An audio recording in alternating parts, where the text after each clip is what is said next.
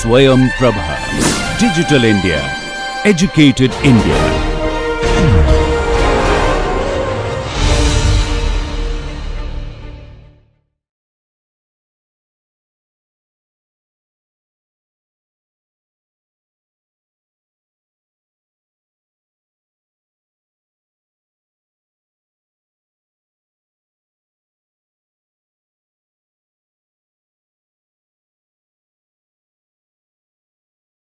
Hello and welcome to Marketing Management, a VUCA perspective. We have discussed fundamentals, and this is the closing lecture. And I have been throughout your friend and tour guide on this amazing and awesome journey of understanding the world of marketing. My name is Siddhiprad Bhattacharya, and I welcome you to conclude this amazing series with this final conversation we are going to get into today. In the words of Igor Ansov, the marketing maestro, the triplet of specifications, the product market scope, the growth vector, and the competitive advantage. These three things, they describe the firm's product market path in the external environment, and that is typically also captured in the matrix and the other tools which we are going to discuss today as the final leg of this chapter unfolds. We are deriving as we go along the marketing advantages through getting the tools operational and out there for use by marketers. We are mapping the market through these models and taking inputs from all of these capabilities to help marketers prepare better for the success that they want to achieve in their marketing journeys. So, at the core of marketing concepts, we have to see that in order to compete more effectively, many companies are now embracing target marketing, which is what we've been discussing so far. And instead of spraying their entire marketing spends everywhere and scattering them in search of marketing success everywhere, they're now focusing on those consumers only that have the greatest chance that they can satisfy. And precisely because of this, effective marketing requires targeting, and marketers therefore must include the inclusion and identification of distinct groups of buyers who differ in their needs and wants, which comes from segmentation. Then selecting one or more target market group segments to enter, which is the targeting aspect. And for each of these target segments, they want to establish, communicate, and deliver the right benefits which map it to their requirements. And this is the company's market offering. This gives you the value proposition and the posturing, the imagery, the way they are perceived in the external world, which is their positioning. With this, we dive straight into segmentation, understanding what segmentation is, and in marketing, how you understand audiences better and how to carve out which ones are relevant for you. So, how do you identify target consumers? You first and foremost try and develop a purpose which determines which particular customers you want to target from the entire identified market opportunities. The techniques you can bring into play here are combining several variables for smaller but well-defined target groups. For example, you can take a bank targeting wealthy retired adults, which is the larger universe. But you can further segment this by income, assets, their savings, and what kind of risk preferences they have. The data which populates these variables will actually help them create micro segments within the larger universe of wealthy retired adults. Now, they will have different kinds of needs. So hence your targeting can also shift basis the kind of needs that you want to service through the offerings that you have.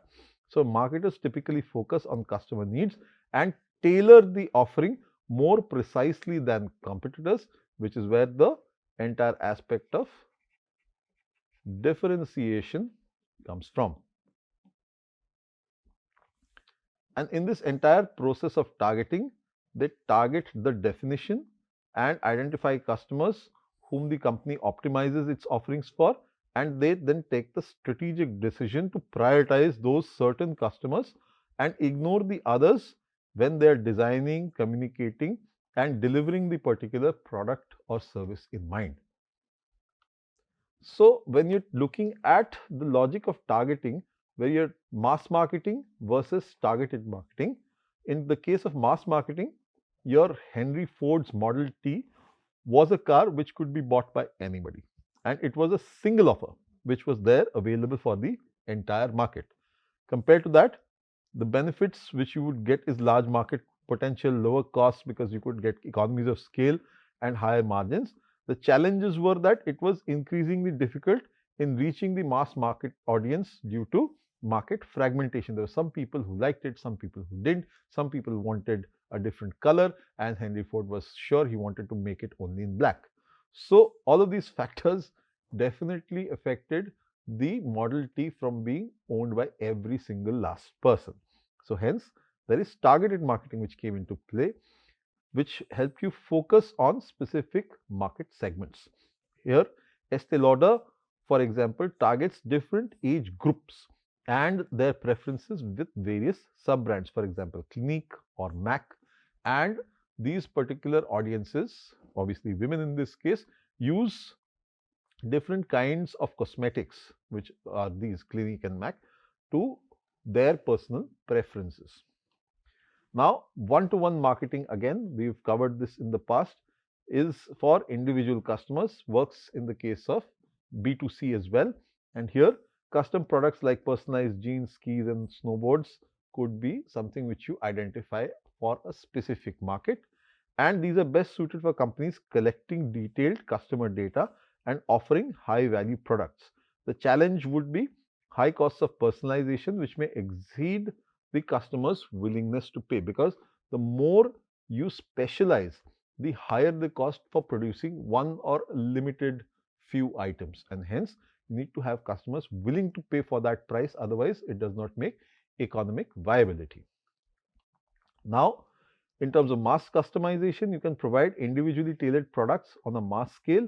Mini's online configurator helps you come up with custom car designs, and Coca-Cola's freestyle machine gives you personalized soda mixes. They even had a campaign which ran with individual names printed on cola bottles. So, in terms of services also, airlines, hotels, rental agencies offer individualized experiences basis the data they have on the traveler or the customer.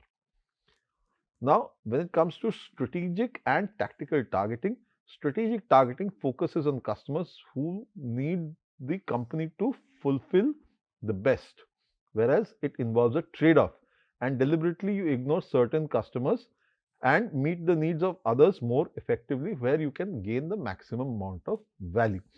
Tactical targeting aims to reach all strategically important customers in an effective and cost-efficient manner.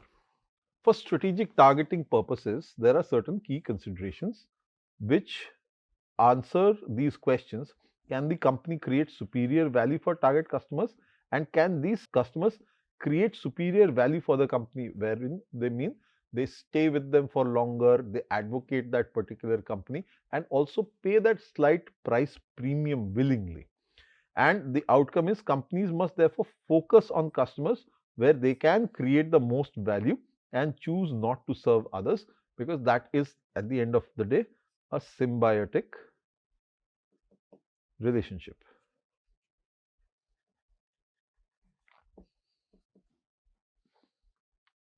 Now, target compatibility and attractiveness. When we explore this, target compatibility speaks of assessing the company's resources and ability to deliver superior value.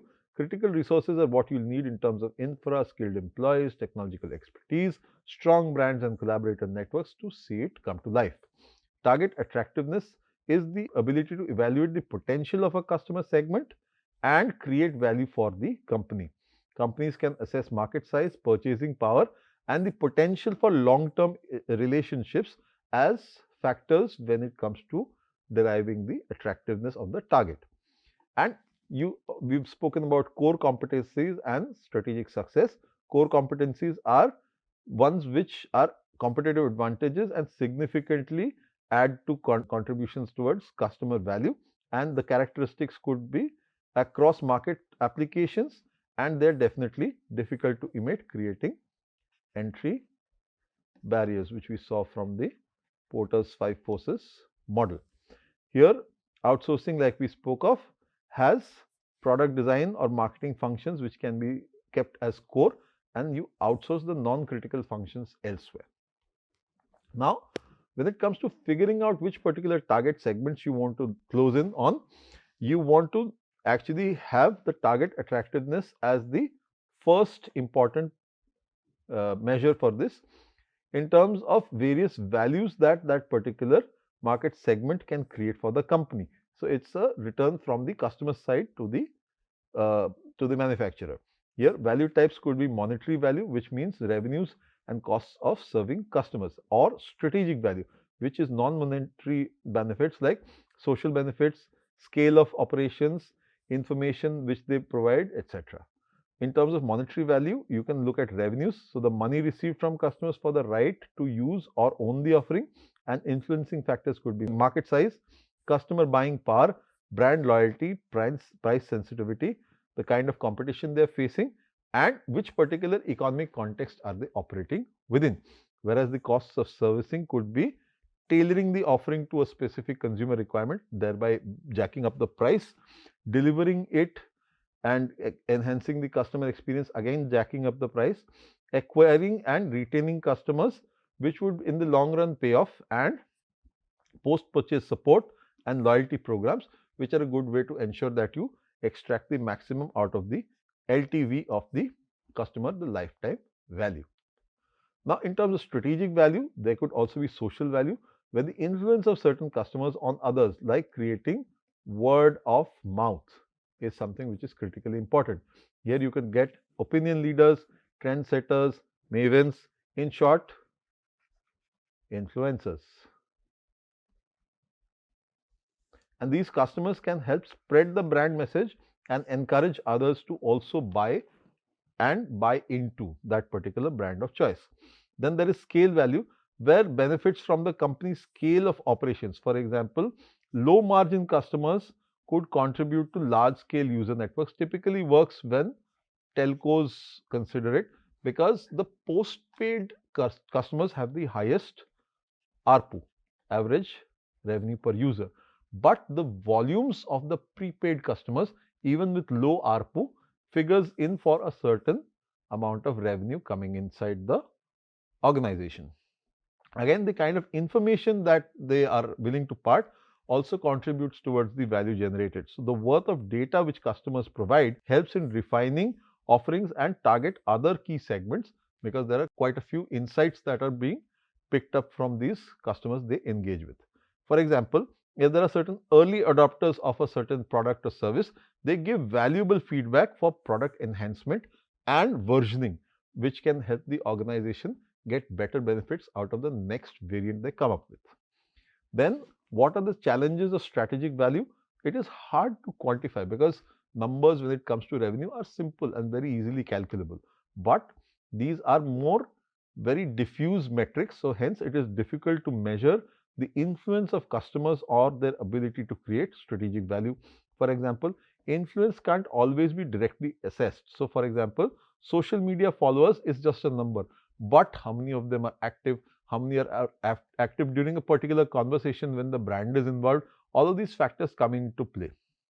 Again, the strategic value's importance is definitely essential, even if the monetary value isn't immediately generated, because as we have seen, communication works in the IDA model format, which means that it starts with awareness, goes to interest, then desire, and finally action. And because of this, there is a certain gestation time for customers to move from the initial awareness to the final action phases. So, influential customers can help shape broader market trends, which will give returns over time. They take longer to build, but they also last for longer, which is also a factor that marketers must keep in mind. In terms of the strategic value challenges, you will also see hard to quantification and difficulty to measure the influence of customers in the ability to create strategic value. But other than this, in terms of tactical targeting overview, you will see that what you can do here is you set an objective where you identify which customers to target and how to communicate and deliver the offering effectively and cost efficiently, and you do customer profiling so that you have got various segments of customers on your records, and you identify key matching characteristics of these target customers to align your offerings with their particular needs. You can actually shift the what we call TCO or total cost of ownership. So it's like buying a burger or buying a burger with fries or buying a burger with fries and Coke, making it a meal. So this is typically the total cost of ownership format, and you can layer it depending on each individual customer's preference as well. You can segment these customers into various target groups. Now, beyond this, if you are trying to define the customer profile, you will see there are demographic factors. A lot of demographic factors are considered when we research these particular customers for what they think, how they act, etc. Factors which come to mind are age, gender, income, education, religion, ethnicity, and so forth. And for B2B clients, you will see firmographics together in the form of industry, size, revenue, and such like. Then there are geographic factors. For example, how far are they located? So the physical location of customers, whether they are located in a city or a specific region. And then real-time geolocation also is crucial in today's market. For example, mobile tracking. So that gives you a specific output variable which helps you define what you are trying to track from the consumer in terms of data points. Behavioral wise, you will see a lot of psychographic actions and other consequences being measured. So you measure the frequency of purchase, the quantity purchased, how sensitive they are to price, and how loyal they are to brands. Then segments can be based on the role of the particular individual in the buying process. Are they initiators? Are they influencers? Are they actual buyers or shoppers? And at what stage of the customer decision journey are they really in? For smaller ticket size items, the customer decision journey is typically shorter. For more complex, heavier value items, the customer decision journey is typically longer. And then there are other behavior indicators, whether people prefer going online or offline for shopping, if they have certain preferred retail outlets, and if they look at certain promos in order to capitalize on them. So this is one way you can actually typify your particular kind of customer. Then other psychographic factors come into play, where personality and lifestyle could give you attitudes, values, interests, and other lifestyle choices that they have made, and they indirectly infer about observable behaviors with that particular segment. For example, if there are sports which interests a certain community, then they will see the magazine subscriptions of sports magazines go up in that particular audience. Again, increasing importance of psychographics is there because online platforms like Facebook, Google, and other retailers, they track and build psychographic profiles from customer behavior data, and basis this they plan campaigns. It's not just that the data is being calculated, it is also to plan marketing campaigns.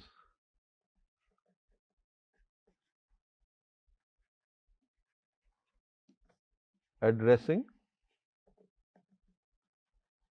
insightful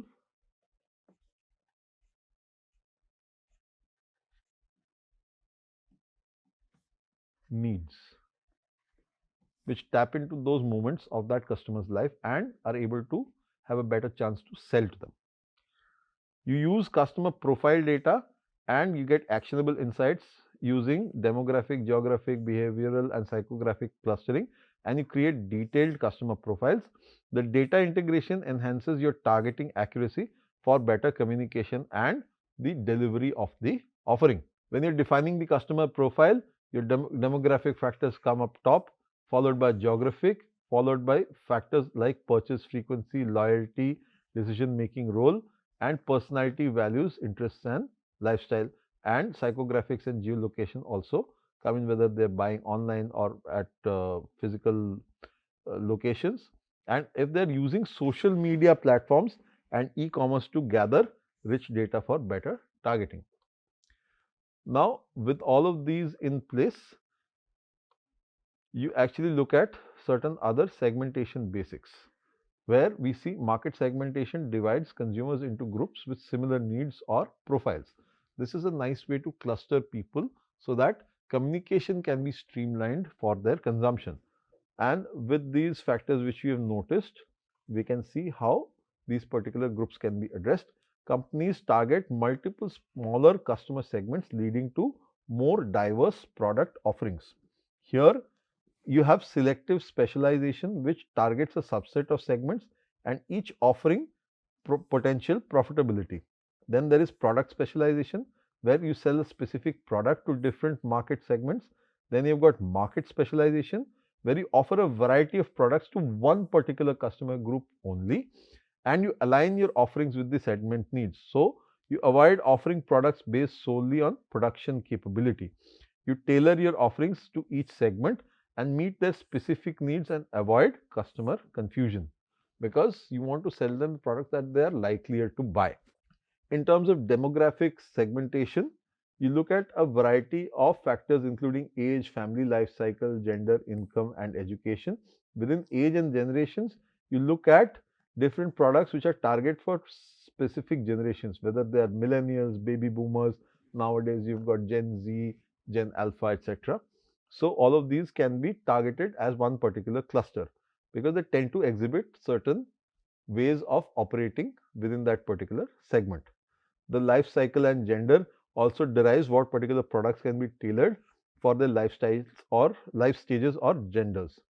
For example, if they are wedding related products or gender specific grooming products, these can be highly aimed at a specific gender. Other key demographic factors include income, how much people are spending and what kind of income levels do they have for targeting both premium and discount markets.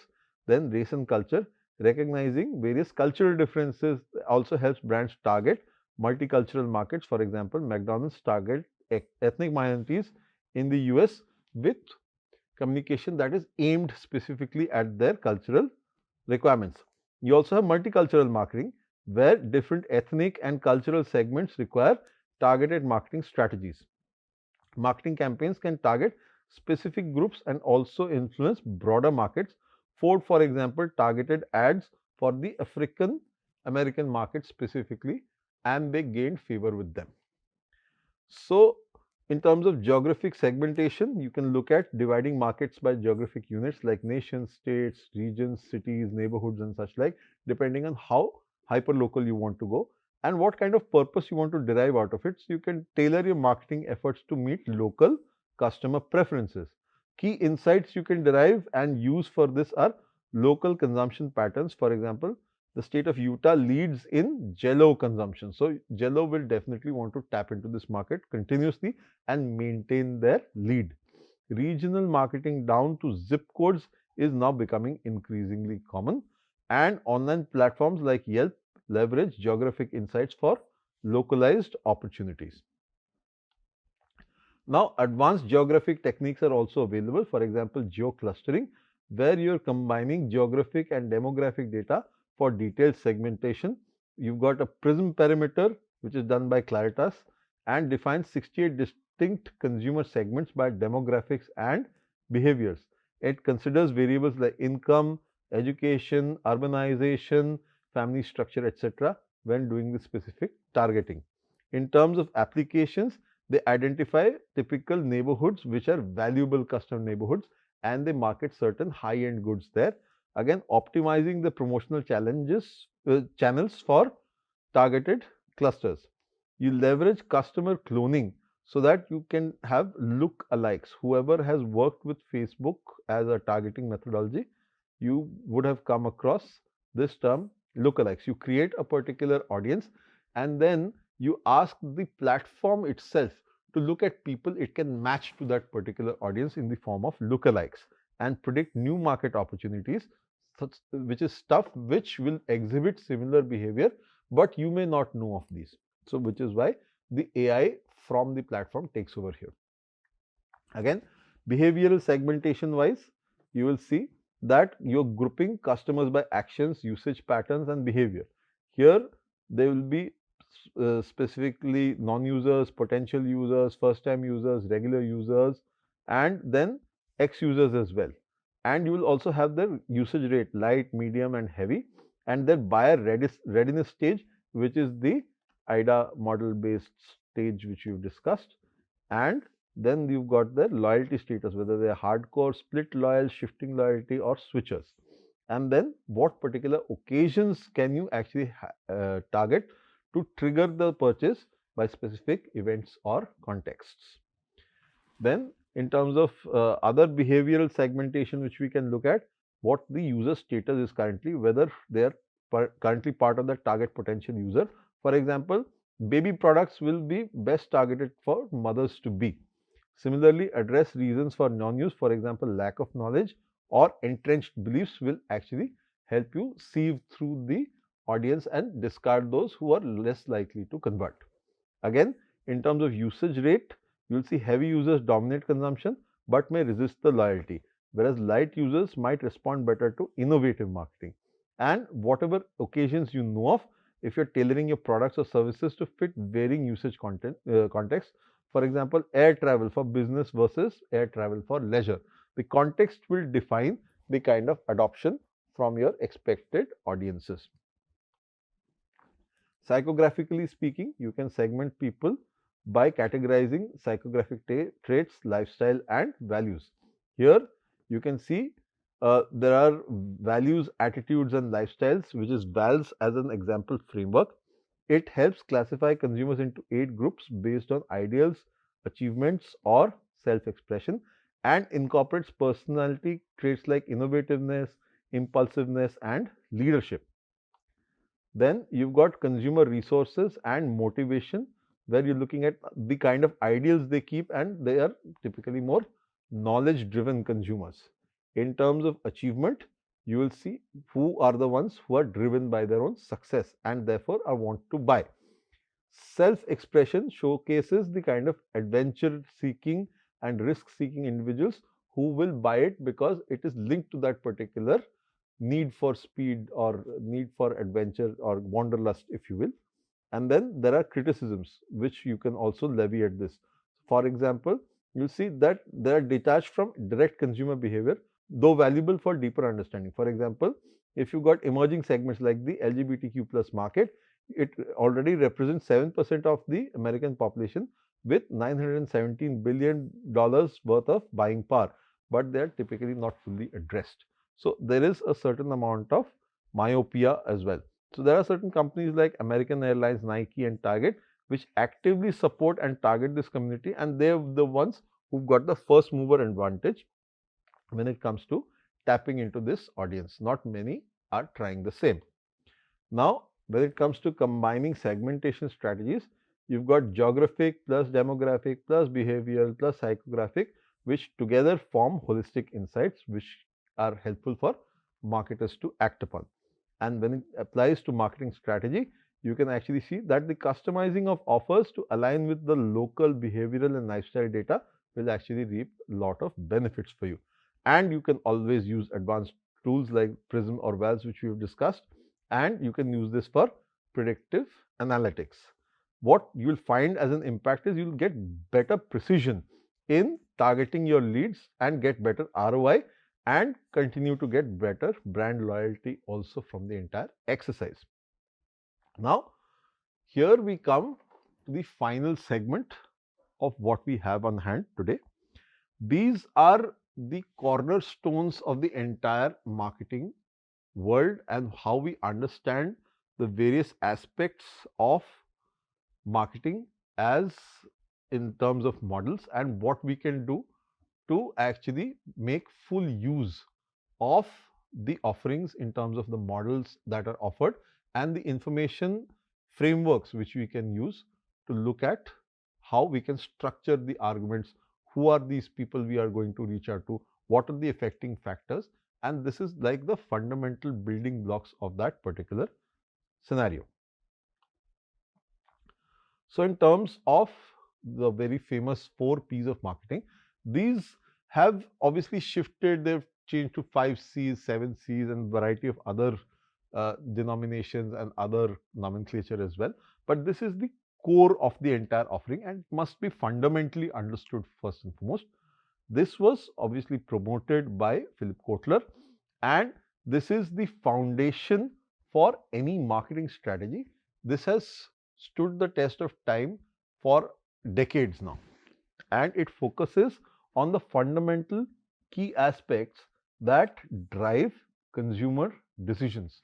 So this is critical for marketers to understand and appreciate, and which is why we are going to focus a little more on these aspects before we move further. Now, the first item of order here is the product. When we are talking about product, what are products? Products are goods or services which are offered to meet the consumer needs.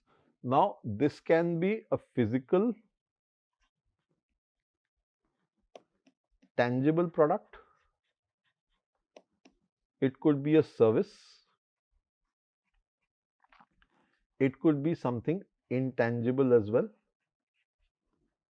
like an idea or concept.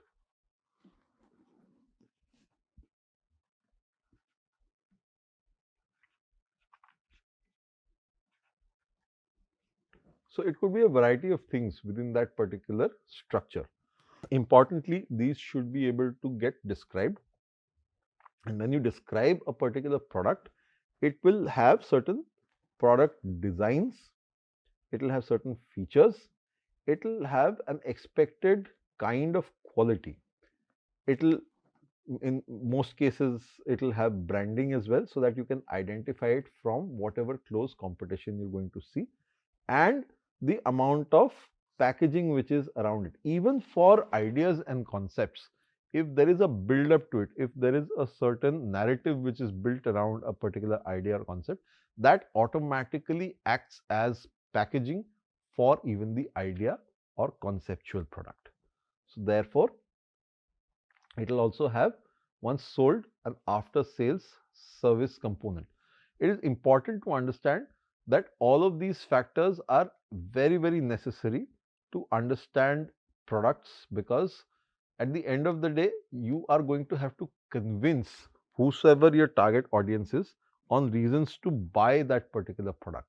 So hence, you will require to detail it out and feature these things in front of them in a form that meets their consumer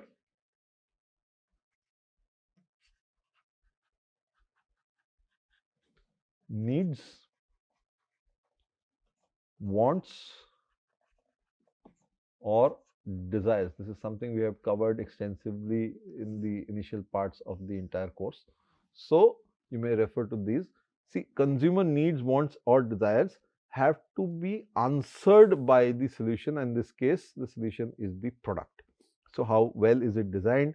What kind of features does it have? So it directly addresses the questions raised by these 3 areas of needs, wants, and desires. What is the quality, and how well does it stand the particular quality check test that the consumer will apply on it? Does it have branding so that it stands differentiated from others which are also RANs or Me Too's in that same particular race? And how well is it packaged? Is it enticing enough?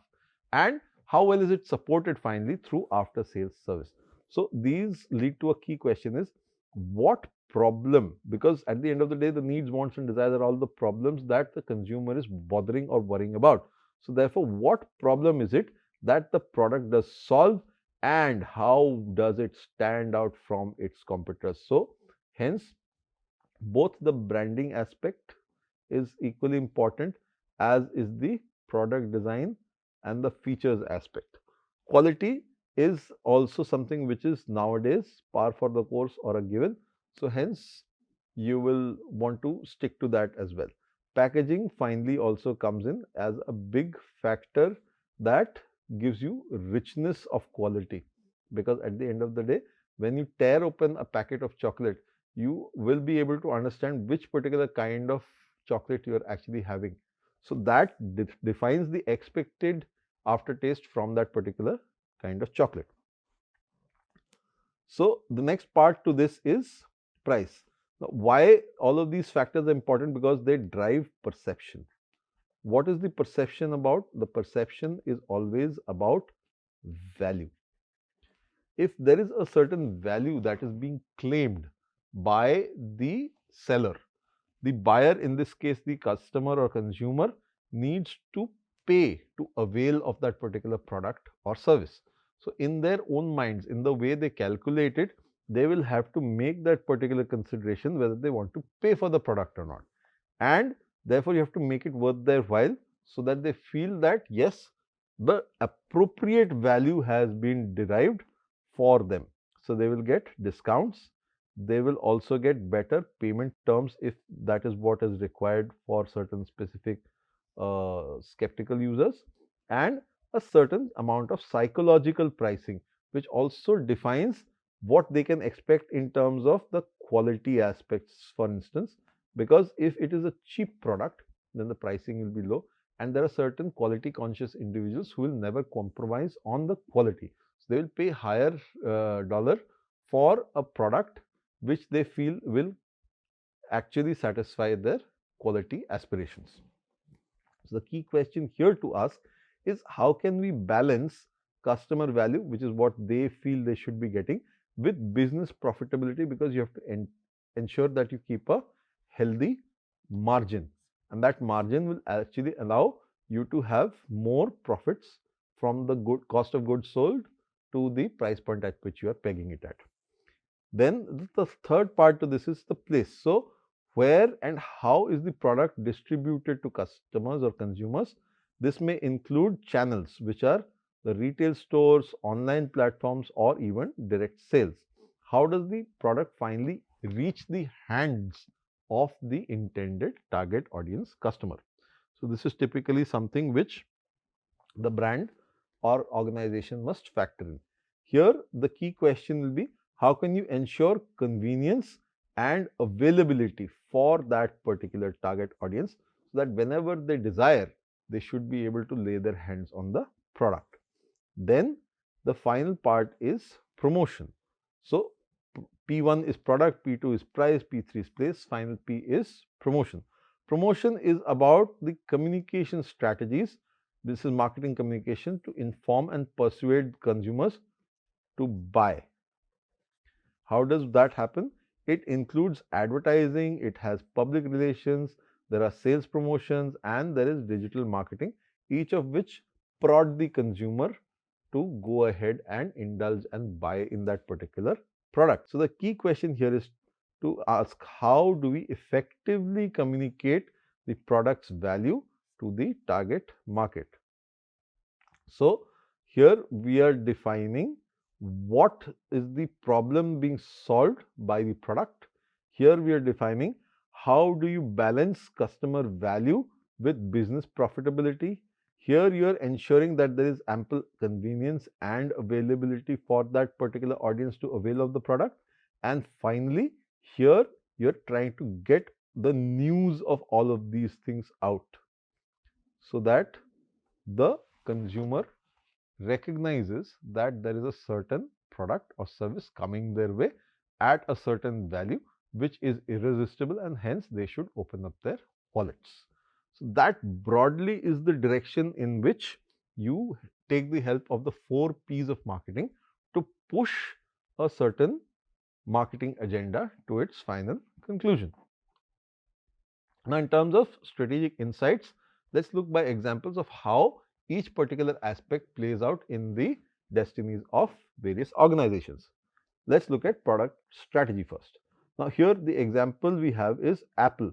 Apple emphasizes on innovative design. So they always keep the design looking the best in the lot.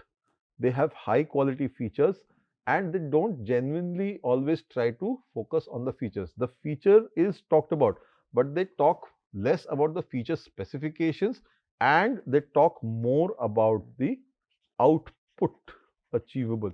So this output aspect, really, is it the product strategy? No, it is product strategy communicated well. So hence it is more promo strategy, the promotional strategy.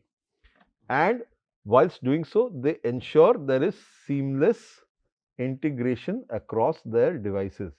So, which is why if you've got a Mac, if you've got a tab, which is an iPad, and then you've got an iPhone, all three can be simultaneously connected to each other. They can share data and be utilized across your requirement area, which is probably an office or a home setting. So, all of these can utilize it. Again, the tactics they use are regular updates about the products, premium packaging, so you feel that you bought in and paid top dollar for a really top end product, and there is sufficient robust customer support to ensure that people don't feel cheated despite having bought a very costly product. Then, speaking of costly, we are getting into the pricing strategy aspect. So, here the example given is Amazon, which uses dynamic pricing to stay competitive and maximize sales. If there is more dispositions shown by a particular individual towards a product and it is recent, then that disposition meter goes straight up, jacking the price of that particular item alongside. So, the more you're cold towards that particular product, the lesser you have to pay effectively. Obviously, it's only a differential, it's not a vast change, but still there is an incremental edge which a particular brand gets out of it because there is dynamic pricing. It's similar to how when you travel by Indian Railways, if you book beforehand, then you may get a lower price on certain tickets, but the closer to the final date of traveling that you book, the prices keep shooting up. Definitely is the case for airlines. So, again, tactics wise, what you can do is you can offer tiered pricing. So, again, it is total cost of the entire offering. So, TCO is what you need to look at, and there can be freemium models. What is a freemium model? There is a certain free component plus a certain premium component which is bundled together as a freemium model.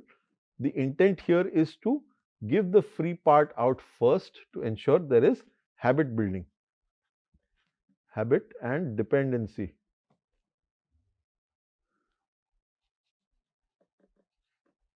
Which you build in, and then once you have them, then you put in the premium because they can't go anywhere else. They're totally dependent on you. And then there are limited time discounts which talk about the urgency to buy and offer stays until stocks last kind of conversations. So that drives the urgency to buy. Then the third of these is place. Here we'll take the example of Starbucks, which ensures their global accessibility with outlets in very specific high traffic locations because they want people to drop in while on the move. Their tactics are they combine the brick and mortar stores with digital platforms so that their omni-channel presence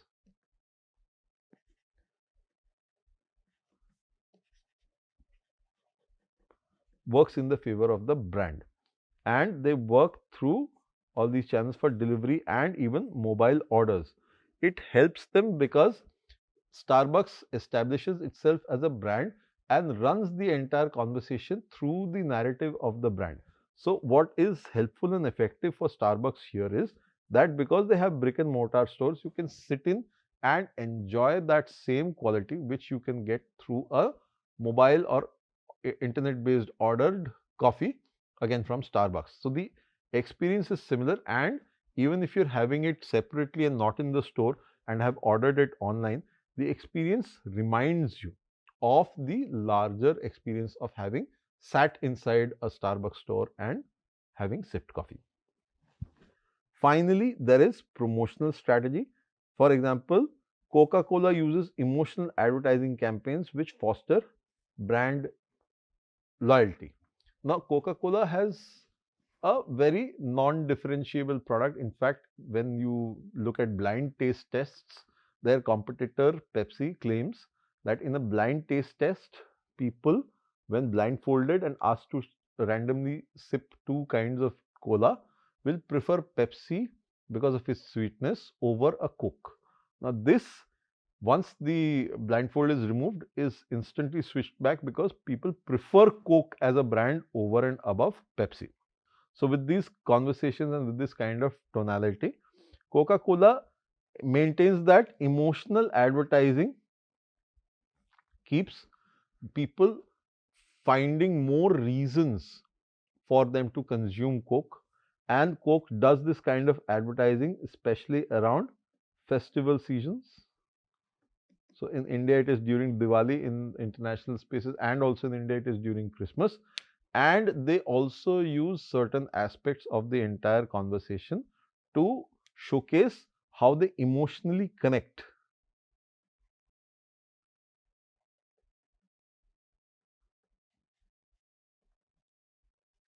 So from time to time, they keep doing viral stuff. For example, Filipino workers in the UAE were sent back home on an all expenses paid flight, which Coke sponsored. Now, this was a PR exercise designed to create enough recall about the particular brand and the way it treated its customers. And since these people were menial laborers, so therefore the impact was even more emotional and heartwarming and helped Coke push its brand numbers throughout strata, whether it be the people who were from that particular strata from which they went back, and so they felt endeared towards that, or towards other higher classes of people who had more purchasing power but still felt drawn in because of the emotional aspects of the communication. So they utilize social media very, very well. This particular campaign we are talking about was done in Sonapur, where people could actually use the crown cap of the Coca-Cola bottle as a currency to dial 3 minutes worth of call time back home, international calls. Then you've got influencer marketing, where they did a lot of communication coming from specific influencers with a large enough base and fan following. And then they had experiential campaigns to engage consumers so that people kept remembering and associating Coca-Cola with fun and heartwarming moments. When you do this as an integrated campaign, the success you get is because of a balanced and synchronized approach, and you ensure that all the 4 P's get you the effective targeting, give you a differentiated standpoint, and ensure that you are enjoying long term growth in competitive markets as well. So, because of this, the 4 P's are very, very crucial for any particular brand to understand. And similarly is the Ansof's matrix, which helps you define a path for strategic growth. It is also a framework which helps you with a strategic tool to walk that particular trajectory. Now, Ansof's matrix is a strategic tool which is used to identify and evaluate growth opportunities for businesses. It helps them find out which particular spaces are more lucrative and will possibly give them better responses. And it focuses on the typical relationship between products and markets to suggest the pathways or ways forward for market expansion. So, in terms of the matrix dimensions, you will see market penetration is one very, very key critical area which the ANSWER product grid looks at. It looks at strategically the task of increasing sales of existing products in current markets so that they're able to capitalize on whatever the benefits are to be received from those particular markets by increasing the number of sales, the number of items sold, and therefore the amount of revenue created. The tactics here will help boost marketing efforts, optimize the pricing, enhance the customer loyalty, and increase the distributions. These are various tactics which can be brought into play depending on the resources available with that particular marketer. An example of this is Coca-Cola increased its advertising spend to grow market share in regions it already serves because it wanted to thwart the other close competitor, which was Pepsi. In terms of product development, the strategy is to introduce new products to current markets so that there is a certain amount of freshness and new news. So with that new news, what typically is done in terms of tactical leverage is you use the customer insights to come up with certain products which are aimed at actually exciting that particular audience. The focus here therefore is on research and development to come up with something that really answers the customer's aspirations very well, and through that you actually diversify your product lines which exist today. Then example of this is Apple, which launched the Apple Watch over and above their phones and iPads and Macs to complement its existing product ecosystem, where people could also listen to the music on the go. They could check their apps on the phone and on the tablets and Mac computers as well. The app configuration system on the watch was also provided, so people could refer to any notifications without having to fish out their other primary devices. So this helped Apple entrench itself even further into the product ecosystem, and because users who used iOS swore by it, and if they could afford it, they would take everything which was iOS. So the tab, the phone, the laptop, and now the watch would all be part of the same environment, the same ecosystem, powering more sales for Apple and more integration for the user across all formats. In terms of market development, we see strategically the intent to expand into new markets with existing products. So here the tactics would be new geographical areas, demographics which you want to target, or new customer segments which you want to rope in. Here Netflix is an example which we've looked at, where it is expanding its streaming services to untapped international markets, and it is trying to come up with content which caters to the likes and dislikes of that particular country or that particular nation's audiences, which may have further internal segments under them. Now, in terms of diversification, we can look at a strategy to develop new products for entirely new markets. Here, tactics are to pursue innovation, partnerships with somebody who's already got the new products in play, and you try and partner with them or acquire them, and you reduce the dependency on core markets. So you are able to get your business always running. And for example, the move by Tesla done into solar energy solutions when they have taken up Solar City.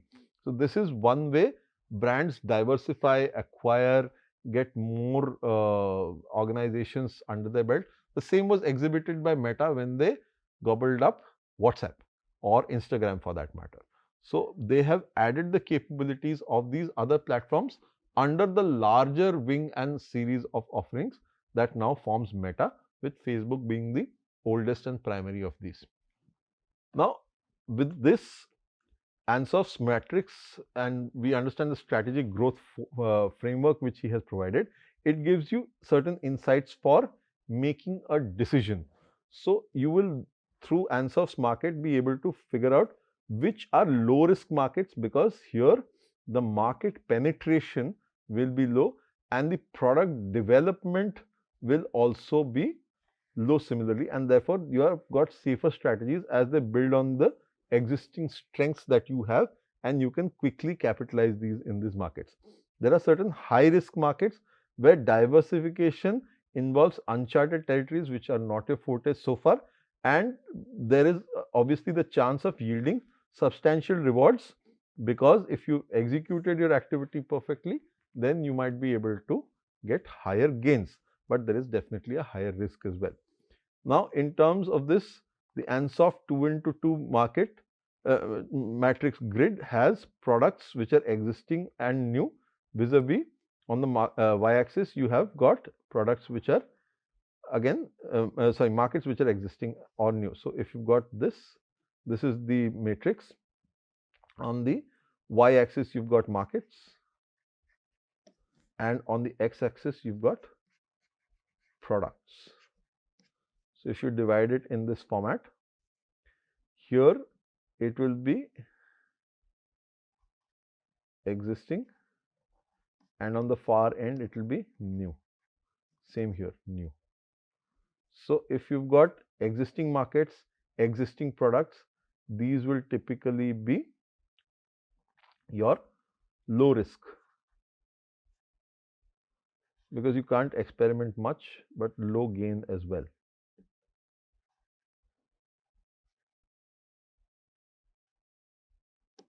Again, if you look at new markets with existing products, you will have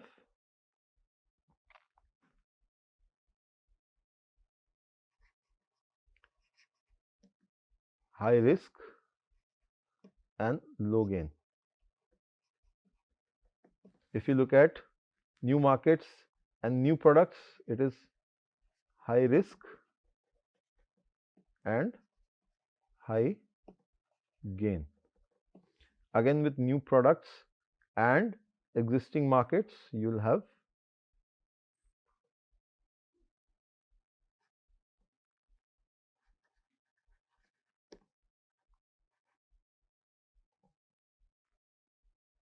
high risk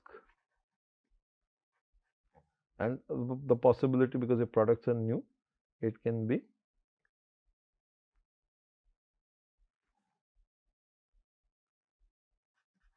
high gain. So, in this way, you can actually look at establishing the entire matrix. So, with this, we come to an end of the entire series, and we close off with the understanding of both 4 P's of marketing as well as Ansof's matrix. Here, we'd like to finish by saying that understanding and connecting with your audience, consumer centricity, is at the heart of successful marketing, is and forever will be. Geographic, behavioral, psychographic segmentation will help businesses truly get to know their customers, and this will also enable them to put in personalized approaches that resonate with that particular kind of target audience segment. The 4 P's of marketing: product, price, place, and promotion are tools at your disposal to discuss and finalize which way you want to offer your marketing mix, so that a solid framework for creating value is created and you provide meaningful relationships with your audience basis what your marketing mix stands for. In terms of Ansof's matrix, you add another layer of insight, helping your businesses decide how to grow, which particular strategy to take up, and whether you want to grow by reaching new markets, improving existing products, or trying something entirely new. Together, these tools provide a clear path to understanding the customer needs, seizing whatever opportunities may exist, and navigating challenges which may occur in the periphery of your marketing forces and your VUCA environment. By embracing these strategies, you can, as businesses, build stronger connections, deliver real value, and grow substantially in an ever changing market. So, with this, we come to an end of this entire series. It has been a singular privilege to discuss areas of my passion, of my interest, marketing and communications. I hope whatever I have brought to the table here has been of value, and I would love for you to utilize these on your marketing journeys onward.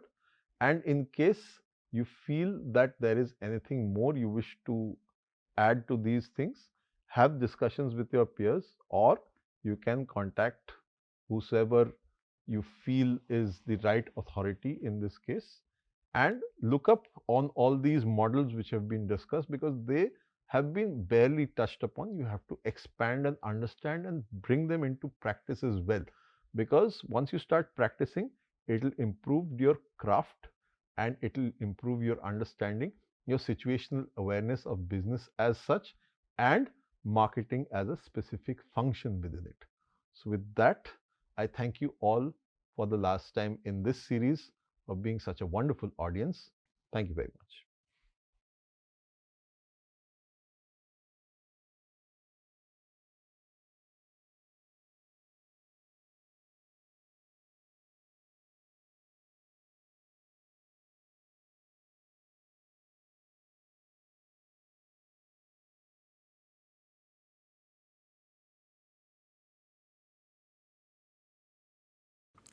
Hello and welcome to this piece of literary snippet.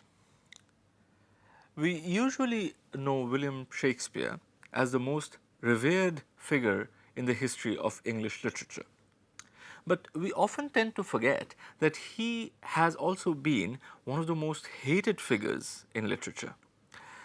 And here I'm not talking only about those boys and girls who have to memorize long sections from Macbeth or King Lear or Julius Caesar before they can go and sit for their school or college exams.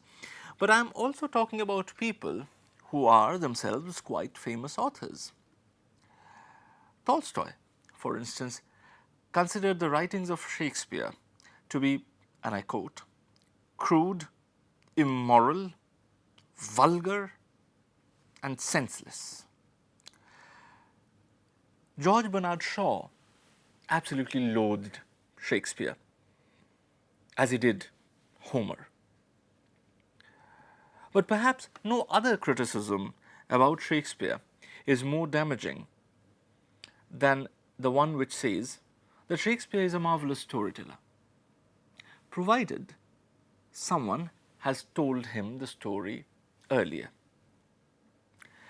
Now, this piece of criticism is particularly damaging because it is true. None of Shakespeare's plays contain any original story whatsoever. They are all written using pre-existing materials, pre-existing stories. Now, does that diminish the stature of Shakespeare as a dramatist? Well, I'll leave that for you to decide. See you in the next episode of Literary Snippets.